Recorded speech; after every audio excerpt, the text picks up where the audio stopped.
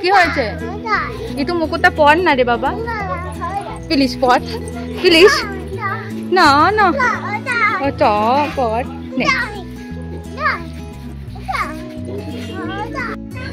মাথায় লাগাতেই দিচ্ছে না। আসো আচ্ছা, কি হলো? চুপ করে বসে মিটিমিটি হেসে শুধু ভিডিও দেখলে হবে? আমাদেরকে তো একটু হেল্প করতে হবে।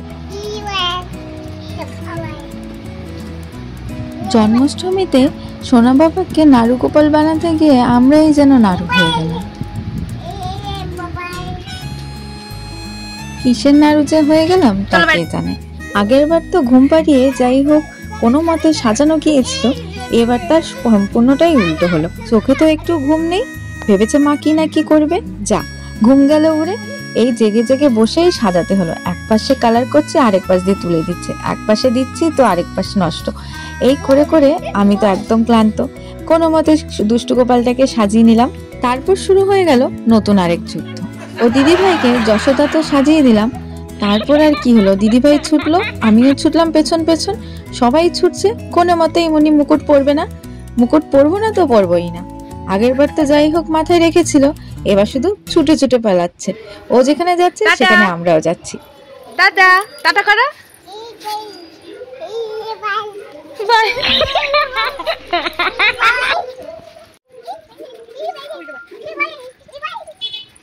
কি হলো, হাসি থামাতে পারছে না তো? আমরাও হাসি থামাতে পারছি না। দৌড়েও ক্লান্ত, একটুও পা দাঁড়াচ্ছে না। প্রতিটা বাচ্চাই যে গোপালের এই রূপ তা আমার পুট্টুসকে না দেখলে তো বুঝতেই পারতাম না।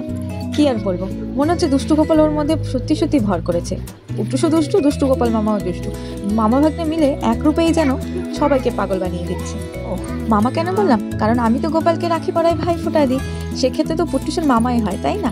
ও প্রতিদিন সকালে ঘুম থেকে উঠে দুষ্টু গোপাল মামাকে নম করে আসে, আর হাই হ্যালো বলে আসে, একটা হামিও মিষ্টি হামি দিয়ে আসে। এই দেখো, তাহলে কি হলো, মামা ভাগ্নে মিলে কিন্তু বড্ড দুষ্টুমি শুরু করেছে। মুকুট তো আর পরানো যাচ্ছে না। মুকুটের নিচে যে টিকলিটা ঝুলছে ওটা কিন্তু চাঁদ। ও ঠাম্মি ওকে অন্নপ্রাশনে করে দিয়েছিল।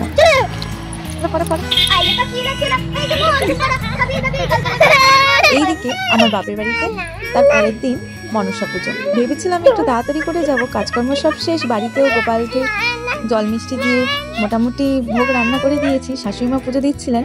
এইদিকে ভাবলাম পুজোকে সুন্দরভাবে তাড়াতাড়ি করে সাজুগুজু করিয়ে চলে যাব বাপের বাড়ি। কিন্তু তার হলো কই, যেতে যেতে তো আমার সেই সন্ধ্যেই হয়ে গেল।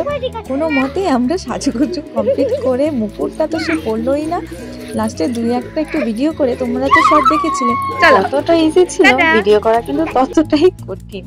তো যাই হোক মোটামুটি ভাবে আমরা একটু ছবি টবি তুলে নিয়ে বেরিয়ে পড়লাম বাপের বাড়িতে। সেখানেও মা গোপালের পুজোর জন্য আয়োজন করেছিল। এদিকে মনসা মন্দিরেও আয়োজন হচ্ছিল, অধিবাস হবে মার, আর এদিকে গোপালকেও সাজিয়ে পুজো দেওয়ার ভোগটোক সব রেডি হচ্ছিল। আমাদের বাপের বাড়ি যেতে যেতে সেই সন্ধ্যের পরেই হয়ে গেল, প্রায় 8টা বেজে গিয়েছিল। তারপর সেখানে মা গোপাল পুজোর জন্য আয়োজন করেছিল, মানে ভোগ রান্না করছিল। আমি গিয়ে দেখছিলাম নাড়ু করছিল, তারপর হচ্ছে তালের বড়া, আরও কত কি মা সব গুছিয়ে দিচ্ছে। আর বোন পুজো দেবে, যেহেতু মার ওই দিকটাও যেতে হচ্ছে মনসা মন্দিরে ওখানে, আর ওখানে মামিরা পুজো করছে। আমার 3 মামি, এক ছোট মামি পা ভেঙে গিয়েছিল, তাই বাইরে বসে আছে মন্দিরের। আর মেজো মামি আর বড় মামি হচ্ছে গিয়ে পুজোর জোগাড় করছে।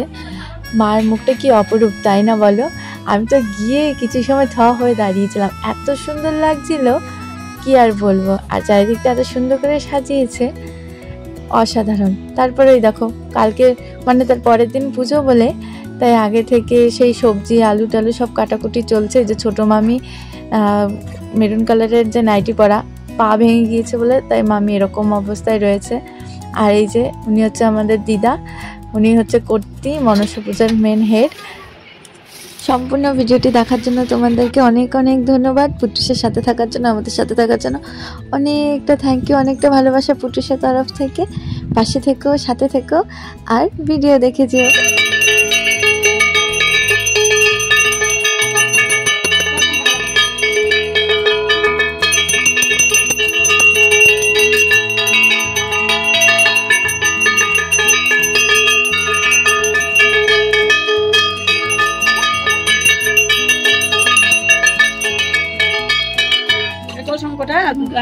তারপর সেখানে গোপালকে মা সুন্দরভাবে পুজো দিল, বোন দুধ খাওয়ালো, তারপর মাও দুধ খাইয়েছে। আর গোপাল কিন্তু সত্যি বিশ্বাসেই ভক্তি।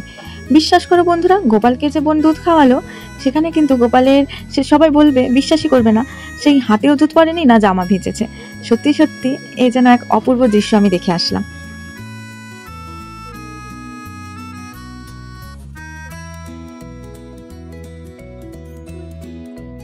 তাহলে বন্ধুরা আবার পরে দেখা হবে। কেমন লাগলো ভিডিওটা জানিও কিন্তু। টাটা, আবার পরে দেখা হচ্ছে নতুন একটা ভিডিওতে। তাহলে তোমরা সুস্থ থেকো, ভালো থেকো, নিজের খেয়াল রেখো। টাটা।